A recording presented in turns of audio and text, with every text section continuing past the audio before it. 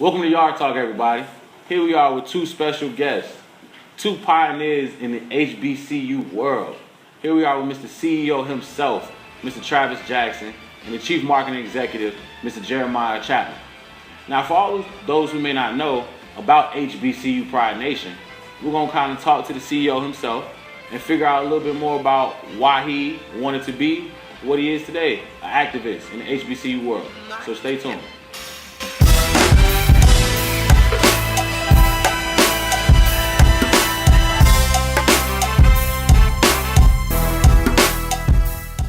And we're back here live with Travis and Jeremiah, two HBCU pioneers. So Travis, Yeah. why HBCU Pride Nation? The better question is why not HBCU Pride Nation? I developed HBCU Pride Nation because when I was at A&T, I was a great student leader. And I went to this place called the National Black College Alumni Hall of Fame in Atlanta, Georgia. And that's where they crowned Miss HBCU, basically the female representative of all 103 institutions. And the question that they had to answer was, are HBCUs still relevant today? And I kind of got offended a little bit because when you ask, are HBCUs still relevant, it's the same thing of asking, are African Americans still relevant in today's society? So I wanted to create a platform that showed people why we are so great and why you can't talk about America, our country, without talking about historically black colleges and universities. In my eyes, I believe that HBCUs are the Africa of America, meaning that how the country was built on our backs. Like, you can't talk about America without Martin Luther King Jr., Thurgood Marshall, Langston Hughes, Oprah Winfrey, etc. So kids deserve to know this great thing of a HBCU. And also I wanted to open people's eyes up to what I went through at my HBCU. I was from, quote unquote, the hood or whatever, but I went to North Carolina A&T State University, the number one HBCU in the land, and and I became freshman class president as well as vice president of student government. And my HBCU helped me become the man that I am today. And HBCU Pride Nation is just like a platform of positivity and power for the youth and everyone to understand HBCU and what it can do for you and why it does it. Like, I love this, man. Just like, this is my life. Yes! Yes! So being that, when was the company exactly founded? On paper, it's 2011. In my mind, the concept came in 2010. Okay.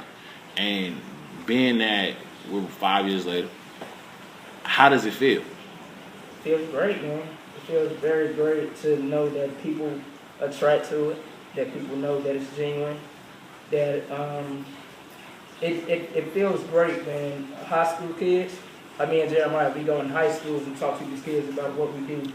And then kids come to you at the bus stop or in the mall and say, I remember when you came to talk to my class about HBCUs. And when being that we have like 20,000 followers on Instagram and about 19 on Twitter, when you have somebody send you a mention and say, because of your Instagram, you opened my eyes up to Black history and HBCUs, and now I'm going to a HBCU because this page showed me how great a HBCU is. So, like, with all the support that we've been gaining, all the followers and everything like that, I feel great. We don't do it for money. We do it for the impact and for the love of people. And I believe that our followers really get that. And, man, I feel good, right? How you feel, bro? I feel amazing. Now, by you being a founder and you being the chief marketing executive, how long have you been with the company? Have you been with the company since it first started? No, I actually met Travis through what he's talking about. Literally the same influence, the same media of influence. I honestly thought Travis was an entire huge company. Just the way that it's promoted, the way that he handled things professionally. So, I literally meet Travis and then just automatically, because I'm a graduate of Johnson C. Smith University in Charlotte, North Carolina. And my HBCU is what really influenced me. So his story really resonated with mine, and he had kind of just, I guess, similarities in terms of what caused him to want to create HBCU Pridenation as to why I went to an HBCU, and for me, it was, just HBCUs, period. It creates self-identity, for someone, for a lot of people in this country that are of color. You may be raised in areas where people of color are not the predominance. So therefore, that being able to identify with a brother, like Travis, in terms of his development, and as he said, it made him who he was today as a professional. I had the same exact experience. So, and that's the lovely thing about HBCUs is that you can talk to someone else about their HBCU experience, and it's relative. You know what I mean? And it resonates. And I think, I'll kind of speak for Travis on this, and I'll go back to what he said before, that we don't necessarily do it for the money, but more so the impact. So we kind of grade impact from a very qualitative perspective as opposed to quantitative. So for the kid that that Trav may have inspired at the NESB Emerging Leaders workshop that we'd attended recently, that impact of that kid getting that internship and that being their first experience with an internship, and someone really, that may be, for some people, that may be their first experience with someone really vesting a lot of interest, or, okay, well, you can really do this, you know what I mean? So for us to have that platform to do that and to offer the community that and be a positive reinforcement, because we have so many distractions and so much noise that surrounds, the minds of a young black child. So it's just so important, regardless of the numbers of people that we do. I mean, I don't think HBCU Pride Nation, unfortunately, I don't think it's for the masses necessarily, because it's a very small, concentrated group of people that are going to have a vested interest in HBCUs. That's just the reality of the situation. If you follow us. Yeah. You know our name. Yeah. A lot more people know the HBCU Pride Nation brand, but don't know who we are. But they're still being impacted by what we're putting out, and that's what it is. Like I tell a lot of people this all the time. If you gave me $1 million check, right, and I could do anything with it, that $1 million check wouldn't make me happy. But if you gave me a group of 5 kids from the hood, or quote unquote bad, worse, and I can implant seeds into these kids, and they go to college and make an impact on the world, it's happiness. Because money is temporary, but impact is everlasting. So, yeah. I felt that. Chilling in 6 feet on road.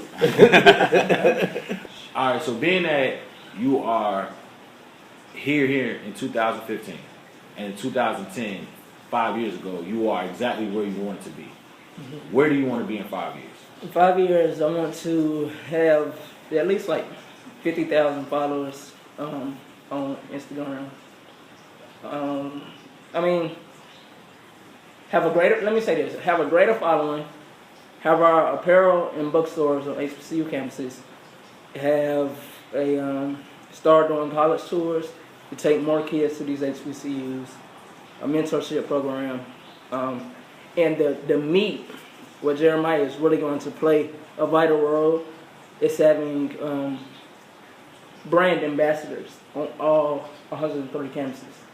Like if you can imagine 10 people representing one thing on 130 campuses, that's even more powerful. That's what I really want. Got it. And last question. What has been the biggest obstacle? Go for it. You.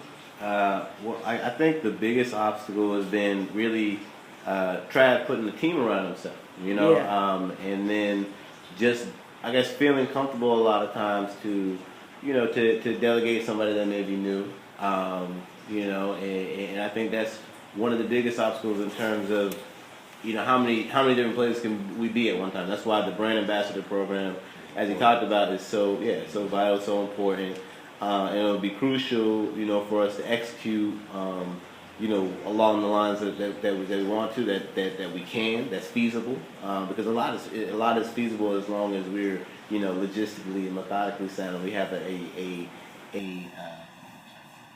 just a real money team, just a team that can really just get things done, and have a vested interest and believe, and simply just spend an hour in the community maybe out the day. You know what I mean? An hour in the community a day is so powerful. And then put it like this, like the other day I met the commissioner of the CIAA tournament, or let me say the CIAA conference, and if we could get more people to invest $90 in their future instead of $90 to be in a building for 2 hours to see a celebrity, then that's even more impact. Now you said the biggest obstacle. Exactly what you said. I was about to say, I think you kind of just took exactly it, what he took said. it, took it Now, I out. want to tell you about the best moment that really brought me and him together. It's this great conference called NASEP, and it was at Savannah State University, and I didn't have a way to get there. So my brother let me borrow his car, and I went up there. I slept in the car, but when I got there, like, everybody knew who I was, and that it was so real. Like when you're living your dream and it's right in front of you, and everybody's coming to you and thank you, we love what you do, da da da da da da. But you know that you're about to go sleep in a car just to go at it again. The next day. That's what it is. Like, and I appreciate him for that every day, man. Like the wheel was wobbly, everything. Like it was a hoopty, man. It was a hoopty, and a hoopty, man. So you gotta want it. What is a quote or something that you live by every day that you would like to share with everybody? It's something I guess I really kind of came up with the other day, but I think I kind of live by it. Is that no matter how dim the room, we will always speak truth, regardless of whether the glare is unfriendly to your eyes. And that's what we want to show with HBCU Pridenation is the truth and the adversities that HBCUs face and what we can do to impact the communities that surround. Mine is very recent. It's what I've been telling a lot of people. When you look in the mirror, don't look at yourself as what you currently are. Look at yourself as what you will ultimately become. Like right now, when you introduce yourself, like Jahliel, my name is Jahliel Thurman, the anchor for Yard Talk. But then when you and I graduated from Virginia State University. But when you introduce yourself, say, I am Jahliel Thurman, the award-winning anchor for Yard Talk. I have gotten so many people to go to college to know what it is. So when you don't think of your right now, live your later today. And there you have it. But one thing I want to share with everybody that's viewing this, a year ago, around this time, me and Travis had a conversation about everything that's manifesting today. HBCU Pride Nation, Yard Talk. So it's just amazing to see us still following the dreams and goals that we set for ourselves. Yeah. But there we have it. We here in North Carolina. Proud of this man. Yard Talk. Got me in the code. So one thing I would like to say thank you to the CEO and the Chief Marketing Executive of the HBCU Pride Nation.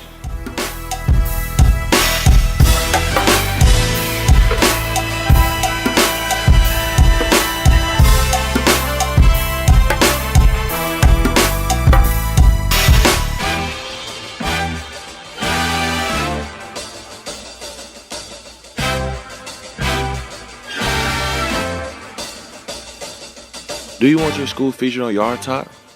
Contact us on social media at Yard Talk 101 or email us at yardtalk101@gmail.com.